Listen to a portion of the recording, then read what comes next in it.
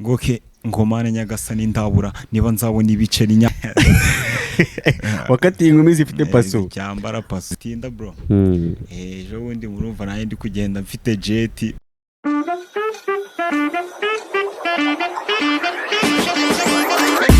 Ozy King Show paka last. Ese waba warabuze aho ugira amategeko y'umuhanda no kwimenyereza gukora ibizamini online kubera akazi ukora? Igisubizo Action College yakikuzaniye. Urasura urubuga rwacu ari rwo www.actioncollege.rw ubundi ukiga amategeko y'umuhanda wanakoraho ibizamini inshuro nyinshi kwimenyereza gukora ikizamini online. Ku bindi bisobanuro mwaduhamagara kuri nimero ziri kuri screen.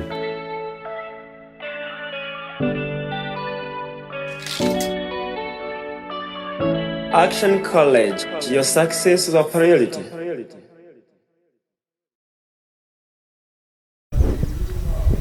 Ready? Action.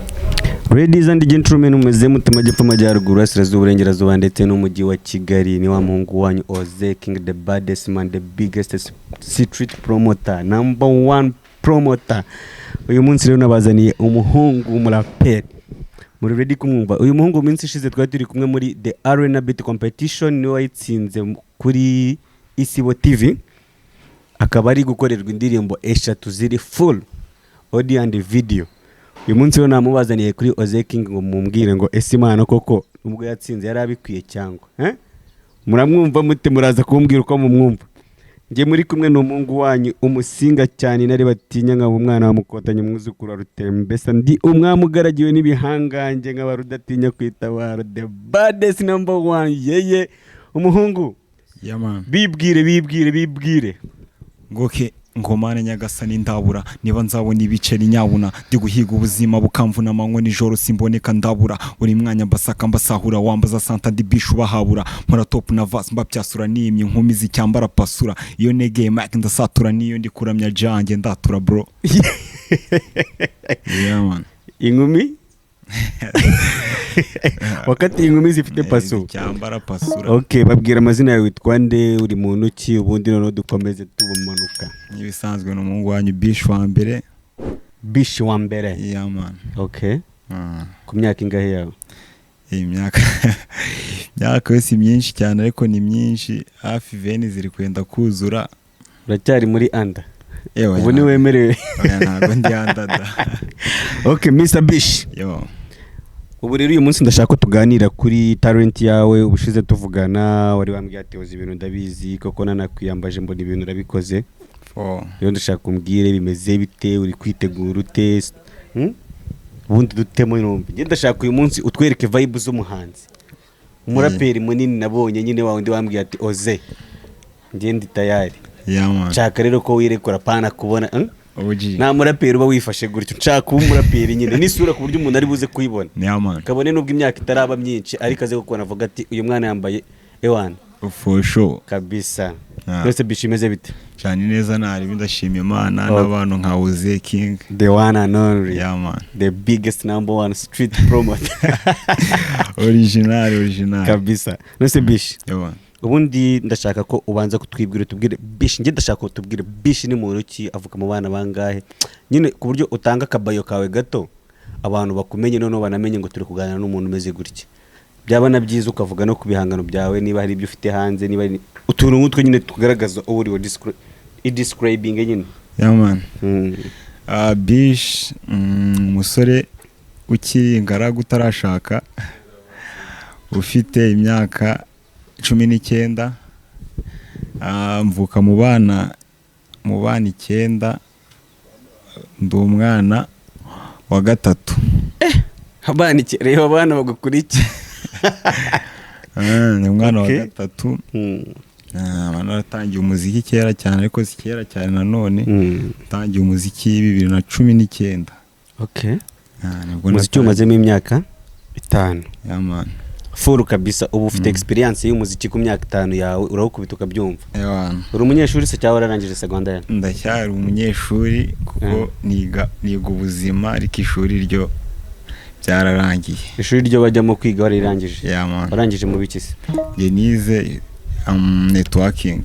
Networking. By'ikoranabuhanga kabisa ya hafi. ubwo rero uransajije ndajya nkubaza ikindi nshaka vibe za Mani Papa. OG. Okay.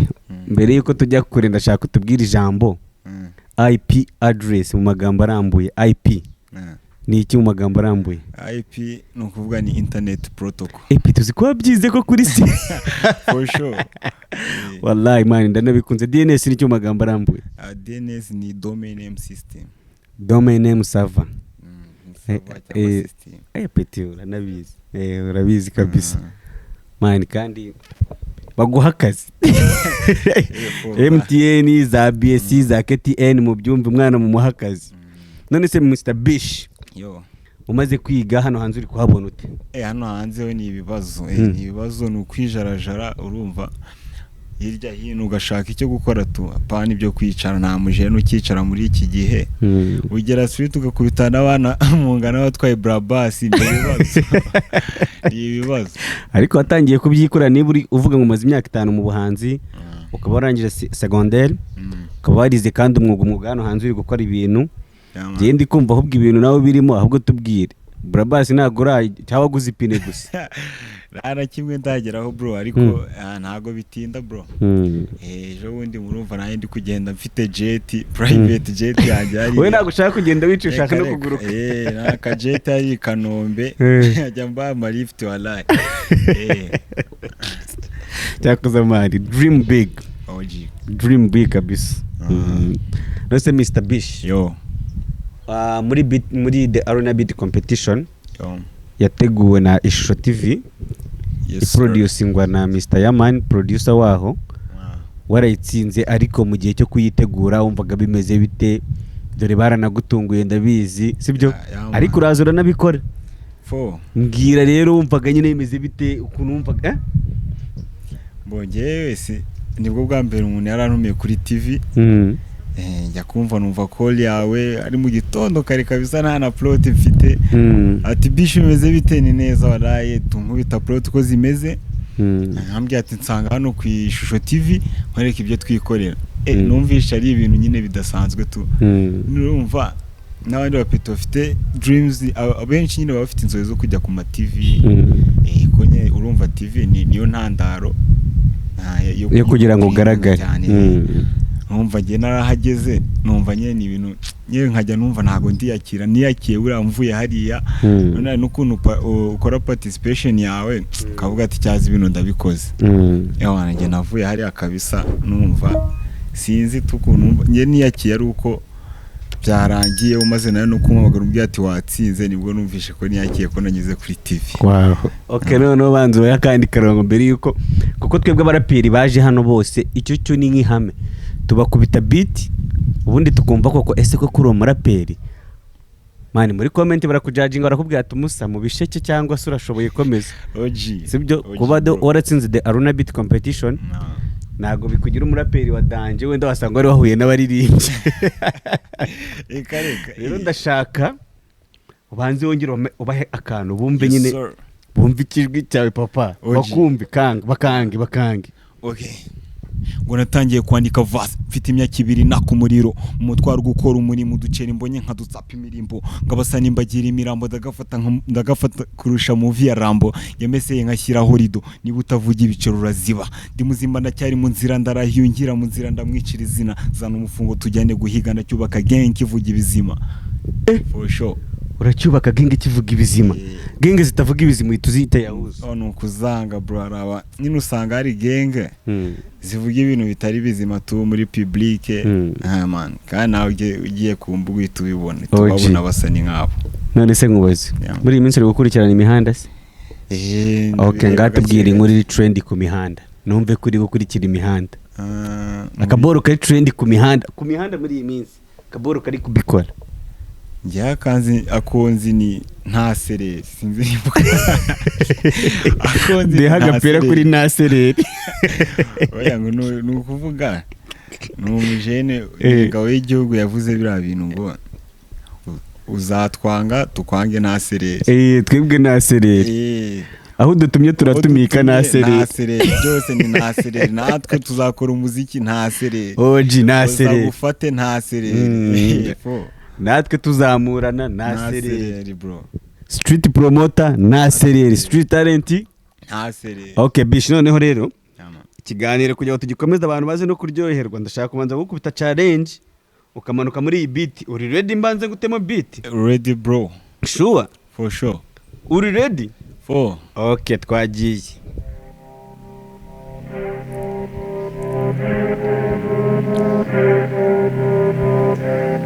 Gang. Okay. Let's go. Yeah. My life is in trouble, every hustler birangira ukwamyemo money, bisaba gukanga tiktak, bisaba gupangwanga munago my list, all my busy hazazi kaza, all my fun gutwaza bikaza, all I want love yo muzam gang yo izama support, haters bo bapange ngo nkwame neighborhood basenge ngo nzapfa okadmo nzakora bire zanye flow ndirasta mutazi zange zonskina nabo big man bisha come on kali siwe na michezo kuko sababu niko fresh lete ubongo big man bish munaga yahoo after show duhuzuri humble but my world duhuzuri bon ben pro je vais décourager des tic tac si tu même je suis à corriger je t'aime mon produit beaucoup kukuri ma talent I'm suspect ibyo nkora byose biri success izi ipimba haziri so small izi ndege zimbunzo asol ndakora nishakira iceri va kuri abo bashaka basheri icyo nzi nuko nshaka ubuceri wende jo nanjye nzarya umuceri gilafa aba rapper tubamo giduhoza ku nkeke nituryama turara dukora bikananga tukitwa imisega ngabakapo bakiri guseka mu museso nge nandika inzima ubuzima inzira zitagisa gahunda ubu no kujya mu misa. Damn. Yeah. Mr. Bish, keep it up brother. Yo brother. No muze kujajinga umuhungu cyase muze kumbwira ngo bimeze bite akomeze cyatumuteye ahuze. Ubwo muri comment niyo mbakeneye. Siko bimeze se? Nizere ko ibintu bimeze neza. Noneho Mr. Bish. Yo. Turashaka noneho tubwire ufite imizigo ingana iki, bimeze bite, ese ubundi koko inzira y'ubuhanzi bwawe watangira umuraperi koko ubu twinjiye mu kiganiro none neza ugiye kutubwira Bish. For sure. Watangira umuraperi, ese watangira umuririmbyi, bimeze gute, inganzo yikomora ubyo nibaza ubwo tugiye kubazanya ubwo twagiye. For sure. Okay. Bish rero tubwire mu muziki wawe winjiye muri ryari twamaze kumenya 2019 ahubwo mu muziki wawe winjiyemo koko uri umuraperi? Wongeye ko ninjiye mu muziki. Ninjiye mu muziki ubundi nandika, nari umwanditsi nandikira abajama banjye indirimbo za R&B zitari rap. Okay. Noneho nkomeza kujya mbandikira maze kwandika indirimbo zigera muri 5 uko nzi ko natanze indirimbo 5 za R&B. Noneho bigeze nyuma nyine nibwo naje vibinga nyine bo muraperi man, umuraperi kuri mic. Yeah man, bigeze nyuma nibwo naje kwinjira muri hip hop injyana idakundwa na benshi ariko ibikora. Ntangira ndandika tu kugeza ubu mfite indirimbo mfite zose nazibara bro. Ni nyinshi byatari zigera nko mu ndirimbo 30 ariko izasohotse ni nkeya.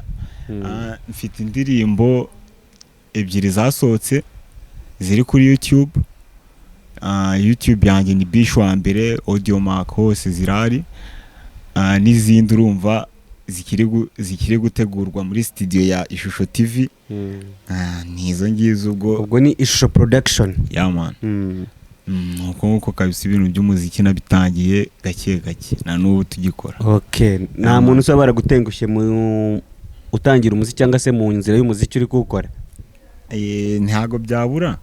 Nge ntangira gukora umuziki, ntangira kujya muri hip hop. Abajama benshi, abantu benshi tubyara batunguye baranambye ati wapi nta bintu birimo. Barambye ati hip hop wapi no gukora R&B, ko R&B nawe urabibona hano hanze ni trending cyane. Ariko nge nagiye muri hip hop, urumva nyine muri R&B ni ahantu ushobora kwandika ibintu ariko nyine bitakuvuyemo. Ushobora kwandika ubeshye ibintu ariko muri hip hop ni ahandi ushobora gufata inkuru yawe y'ubuzima cyangwa se inkuru ya street. Ukandika ikintu nyine ugasora ikintu kurya umuntu yumva kumva harimo message uri kubwira abantu akumva n'ubuzima bw'umuhanda nyine ubuzima buri reality oje akumva kuri kuvuga life. Yeah man, barambwira gutyo ibibazo ariko nkongera nkashimana none ababyeyi banjye, family yanjye ntago byigeze biafecta cyane ngo ngiye mu muziki ko ari benshi bafectwa na family. Wajya gukora umuziki ugasanga umuryango ntago byumva, ugiye mu buyobe, itabi iki ntabwo uziga neza utsinde, ariko ngewe bro nge narize ndangiza high school yanjye ntaje inyuma ya batanu, nabaga wa gatanu, wa kane, wa gatatu, sinigeze nanone mbo hambere da, ariko nabaga wa gatatu, wa gatanu bro. Mu rugo baramfasha, n'indirimbo yanjye ya mbere nasohoye ndashimira na sister wanjye, mfite sister wanjye kabisa umfana byatari, kunda imizigo yanjye, ndamushimira cyane, n'ababyeyi ntago bijya bibabangamira, barabyemera tu. Okay, bisobanuye ko ababyeyi nibo bagusunika, nibo bakubwira ati bikore kabisa. Yeah man. None se ish tugiye kukubaza ikibazo ariko ubeseriye man, nago nshaka ibi bintu bibeshya kuko abaraperi nubwo uvuze ngo babashinja ibiyobyabwenge. Ish ntago nk'ibiyobyabwenge. Ngewe kugira uzanamfatishe n'inzoga wapi kabisa. Nyine urabinywa ariko ntago umuntu yagufatisha. Oya ntago nabinywa bro, ntago nabinywa, urumva mbinyweye icyo gihe nyine urumva ubundi iyi generation yacu ni generation igomba kuziri gukonfaminga abantu ko rap ari injyana nka R&B. Rero umuntu uzajya ko nubwo ari injyana nka R&B, rap irenze izindi njyana, irarenze, ariko urumva ko yasigaye inyuma kubera kumvwa cyane kubwe nyine abantu bumva R&B cyane. Noneho hip hop isigara inyuma. Urumva rero dushaka ko hip hop nayo yumvwa, abantu bakumva bakavuga ati hip hop burya nayo ni injyana umuntu yakumva kabisa. Niyo mpamvu ngiye kugira umbone mu kiyobyabwenge na kimwe. Buriya ikiyobyabwenge cyanjye nzi ni kimwe, ni ugufata ikaramu n'urupapuro nkandika rap. Icyo kiyobyabwenge cyanjye nicyo kintu anytime ndi free ndagikora, iyo ntari free mba ndi mu kazi kari bunyinjiriza ibiceri, nta bindi. OG wallahi man, ko arakayise nyine ariko nta mikino bro. Nuko nyine wenda nk'umuntu ashobora kubona akabona vibes z'umuntu. Vibes nayo ni art, hari abantu batabizi. Vibe ni art, nyine vibes ni impano tu. Ushobora no kuba uri umupasiteri ariko ukaba ufite vibes ku muntu akavuga ati uriya pasiteri agira vibe kabisa. Ntabwo ari ngombwa ngo urebe umuntu bitewe vibes afite, bitewe drip yambaye, bitewe iki ngo itujaginga uriya muntu ubona afite tatouage, uriya muntu wapi. Buri kintu cyose kiba gifite meaning. Urushaho kuganira n'umuntu wamujaginze ngo ni ikirara, ugasanga ahubwo ni wa muntu utakeka gafo. Noneho ngewe rero ubundi umunsi wa mbere nkubona look yawe ukuntu ugaragara, ntabwo uri umuraperi, uri umuririmbyi mubisi. Ahubwo kukumva ibore bigusohokamo tuvuga ati abaraperi baraha. Kuva kera numva nakuze nandika R&B, nananditse igihe kirekire ko natangiye kwandika hip hop 2021 nibwo natangiye kwandika hip hop. Ubwo bisobanuye 2019 winjira mu muziki nagwa wakoraga hip hop wandikaga R&B kabisa. Hari n'abajama nagiye nk'ubitutu R&B. None se indirimbo ya mbere yasohotse ryari? Indirimbo yanjye ya mbere yasohotse mu 2020. Isohoka ari R&B? Oya, nta ndirimbo ya R&B ngira nasohoye. Ntabwo nasora R&B bro. Nkunda hip hop, nubwo n'umuntu ashobora kuza nkamwandikira R&B, ariko ntabwo nge nasora njyana ya R&B kuko nyine vibes zanjye ukuntu nkunda umuziki n'ibintu mba nshaka kuvuga mu ndirimbo ntabwo nabishira muri R&B ngo bijyemo happy. We mbese uri mu hip hop mu maraso kabisa. Nuko bimeze. OG 4 ntusi umusaza. Kurumva boro zawe zirenze sha for sure bro. Indirimbo yanjye ya mbere yasohotse nayise Kangere Stu. Akapera Kangere Stu. Tugeze Stu. ngo kumutigito nzaba kanda rubanda bagisakuza ngo mvuga umwanda, izi ngoma zizaba kanga muhora muhakana ngo nizabatwara, imuhira bizabasaza umusaza bibonye bigira itabi, ngivision ni hatari ibihira bake ugafata utangwa itabi, kuba kwambara iyi midari bisaba kuba nawe ufite ibyo watazi, izina nibishwe kutazi igiti gitafe mu buryo butazwi, mikora mu buryo bushaje nka binoza amaze gufata gafutari, gitarari hezeye ku cyapa no mu pen bizakunda mwana, byari so kwerekana impano ko ndi umurapero gishaka isano, ngo bantu tubana umwanda tubana n'abantu batadukunda, ndabizi ko bizabahabya kubyakira kongeze kure nkaha bro.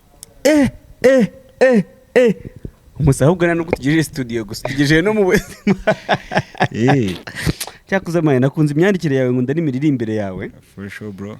Kabisa Imana ikomeze idufashe, kandi ikindi igituma twereka abantu abahanzi bakizamuka bafite impano babuze aho bayigaragariza no kugira ngo byibuze umuntu ufite ubushobozi akabona uwo muntu kuko impano ye ni nziza iragaragara ewana yayibatamo.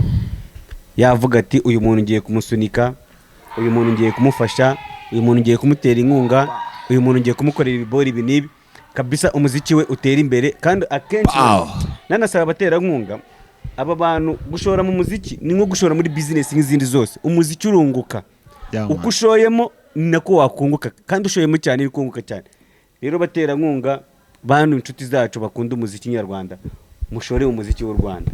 Ikindi abana muri kubabona hano ko abana bameze neza, bari kubabwira ati ewana twebwe turashaka konfirma, turashaka kubereka revolution, turashaka kubereka yuko hip hop ntago ari injyana y'ibirara, ahubwo nuko ari injyana y'umujinya. Umuntu agaragaza umujinya, agaragaza nyine ibyiyumviro bye, twe tukabyumva uko bitari, tukabyakira nkaho ari injyana z'ibirara.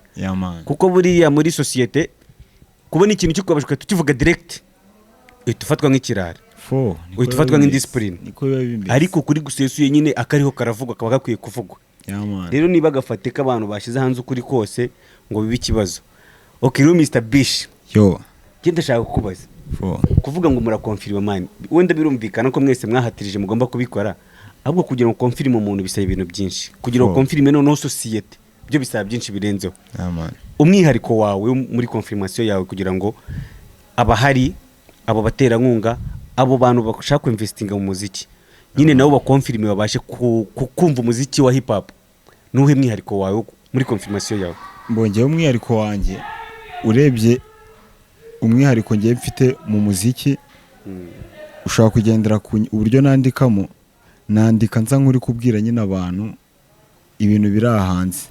None ikindi kintu umwihariko ngiye mfite muri music, kugira urabona abantu benshi none ikintu gituma hip hop ikomeza gushinjwa ibyo bintu byose, urabona hari igihe umuntu asohora video ugasanga hajemo bya bintu, ugasanga hajemo itabi, ariko nyine itabi hajemo n'ibindi mani, ugasanga hajemo ibintu by'ibitutsi byo kwandagazanya. Urumva rero ibyo bintu byose bisiga isura mbi. Rero ngiye umwihariko mfite mu muziki nkora, ntabwo uzumva ntukanye ikintu kigishize cy'isoni, ntabwo uzambona muri video yanjye ngo harimo ibintu by'ibitabi. Ushobora kurishiramo bitewe na story iri behind indirimbo, ariko ntabwo uzabona ngo nashize bese uzarishiramo kugira ngo wigishe. Ushobora no kwishira muri kwigisha abantu ati itabi niribibe gutya na gutya. Ushobora kurishiramo uri kwerekana story y'umwana wari tangiye rikarangira, ariko ntabwo uzabona ndi kuririmba indirimbo twahavinze fun cya vibes ngo ubone twafashe amatabi turi kunywa, twafashe ibiyobyabwenge turi kunywa, wapi. Uwo niwo mwihariko wanjye, no ku bantu bazareba ama video yanjye igiye gusohoka soon, muzabibona muzabibona bazayisanga kuri Bish wa mbere. Babwire Bish rero ukuntu byanditswe, describing na spelling Bish, kuko Bish umuntu yumvishe ngo Bish wa mbere, hari umuntu ahita atekereza ko ari Bish bisanzwe, cyangwa se niba harimo amanda score cyangwa bishop, ibintu nk'ibyo nyine describe spelling Bish wa mbere, bamenye ngo uri Bish uhe, bamenye nyine aho uko bakubona. Yes, ku ma social media platforms zawe. Mbonye nkoresha platforms ndumva renye, nkoresha Audiomack, YouTube, nkoresha Instagram, Facebook, na TikTok ndayigira. Nono kuri YouTube ni Bish wa mbere, ni B mu nyuguti nkuru I S, ugahita ushiraho underscore, ugahita ushiraho 1, nimero rimwe, nimero umubare rimwe, mitanza kabisa on top, itubibona itumubona umurakara aho ngaho. Noneho kuri TikTok naho nuko hose nyine ni Bish wa mbere. Bish wa mbere ubwo ni mu Kinyarwanda byanditse Bish nyine, ni B na I na sa underscore 1. Yes sir, ibintu birumvikana. Underscore na karongo ko hasi. nawe utaza underscore na karongo kaho kari hasi. Okay, noneho Bish, man, hano kuri Oze King TV mu kiganiro Street Talent tugira umwanya wo kuvuga noneho umutumirwa cyangwa se umuntu twahaye uwo mwanya wo kugira ngo agire icyo yereka abanyarwanda, yankraje abandi bantu cyangwa se amotivating abandi bantu kuba wenda baza bakagaragaza impano zabo. Ikindi no kuba wenda ushobora kuvuga ati okay, urugero ngiye kuguha courage ya mbere cyangwa se motivation ya mbere ukuntu wayikora, n'urugero rwanjye ubwo urakora ibyawe. Kuvuga ati kuri Oze King TV uyu mugenge wenda yaje akenewe, ari kudufasha, ari kubikora neza. Ariko ikindi guma mu mwanya wawe nujarajare. Niba ufite impano ya hip hop komeza uririmbe hip hop, niba uri umuririmbyi komeza uririmbe, niba uri no mu gospel komeza ugosping. for sure yego tuboro ngutwo ko kumotiva abantu nyine kugira ngo ewana bongere bagarura ikizere, kuko hari ukuntu umuntu yandika indirimbo ya mbere akajya situ akayikora yihirinze, yayisohora akagira views ebyiri akahita acika intege, akavuga ati ariko se wakongera irindi rimwe akongera nabwo bikanga. yeah man. Noneho rero ndashaka yes it's your time bro, yereka nkubwire niba uri umusana ukora imuziki, sinangombwa hip hop gusa cyangwa ukora umuziki, irinde ikintu cyo kujya mu njyana zose, wowe ufata injyana imwe aba ariyo ukora. Noneho ikindi believe in God bro, wizerere mu Mana. Njyewe nkora indirimbo zanjye bwa mbere nta nubwo zarebwe cyane nkuko nabikekaga, nuko uyu munsi wa none muri kumbona kuri Oze TV, Oze King TV bro, kuba muri kumbona nona navuga ko ari nk'igitangaza. Ngiye nigire kuntu ngiye naje no kumenyekana gutya n'abantu basigaye bambona ku mbuga ati turamupeti bimeze bite story ntibamenye behind the scene y'ukuntu naje kugafata bimeze bite. Ngewe nagiye TikTok bisanzwe ndi kureba video mbona Oze ari kuvuga ati ngiye ndi hano gufasha umupeti wese ufite impano n'iki kabisa. ndavuga ati uyu mujene ngombe mufata uko byagenda kose mwana, namwandikiye SMS zigera muri 3 atansubiza, ariko nkavuga ati byakunda umuntu nk'uyu aba afite job nyinshi arimo byanga byakunda zananyitaba. Nari nka tonde sinzi ukuntu nonge TikTok gato mba ndamwandikiye ahita nsubiza bimeze bite, ewana turaganira, ewana yumva kabisa ibintu bivamo, turahuza dukora ibintu, na nubwo muracyari kumbona ndacyari gutrending ahantu hose. Bongeye ikintu nabwira nk'umupeti uri kumva afite impano, wowe fata umwanya ukore umwihariko wawe, ubundi ikintu kirya hano hanze ni umwihariko w'umuntu, kuko ntabwo uzaza uri kuririmba ibintu bihari abantu bazumva nyine hari umuntu uri kwiba injyana. Wowe ufata umwihariko wawe. Ikindi bro, niba ushaka ibi bintu kubigeraho, shaka Oze King ku mbuga zose, ubundi dukora imiti, ubundi uzanshimira nyuma bro. Kabisa musaza, thank you. Noneho rero turi gusoza iyi EP1 cyangwa se ikiganiro cya mbere, ishibanzo batema kapera, ubundi wamaze kubabwira bagusanga, ubundi noneho itubwira abantu ibintu uri kubategurira tunasoza. Ubundi noneho ewana kuri Oze King murabizi nta kagaruka ikiganiro kiryoshye nk'iki, ibiganiro byo kuzamura impano zimeze neza. Ikindi impano muzaza mubona ko kibishoboye bajye bayibwira ati courage, ariko idashobotse mubwira ati okay bish batema kapera kandi kigiye kuba kubita karirimbo. Noneho urumva akaririmbo kajya kuba nka nyine umuntu wakumva afite ikibazo na sheri we umbabarire, ntago nta muntu ndi gutagingamo hano.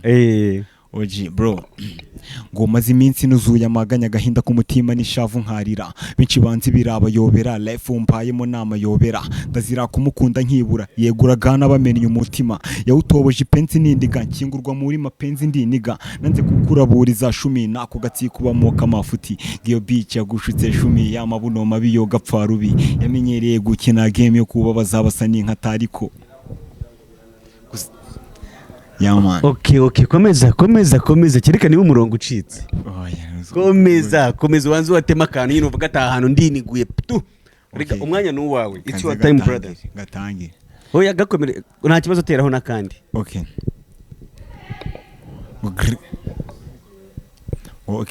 Ngo byari hasoma mena amaraso masigi kizenga cyuzuye amarira, nababajwe nuko nzejiga n'inzozi nari mfite zimfira ubusa, ngirasa rifata amabunda ngo tujye gutunda imirongo basari, ndumusoje uhora ku mihigo ndakotana kugeza uriye inkota, ku muvuduko ndarasize flow wambaza wansanga togo, izi koko zikirya gatogo kabisa. Bishi wa mbere. Oji. Okay bishi, noneho rero turi gusoza kandi nanagushimira kuba witabiriye.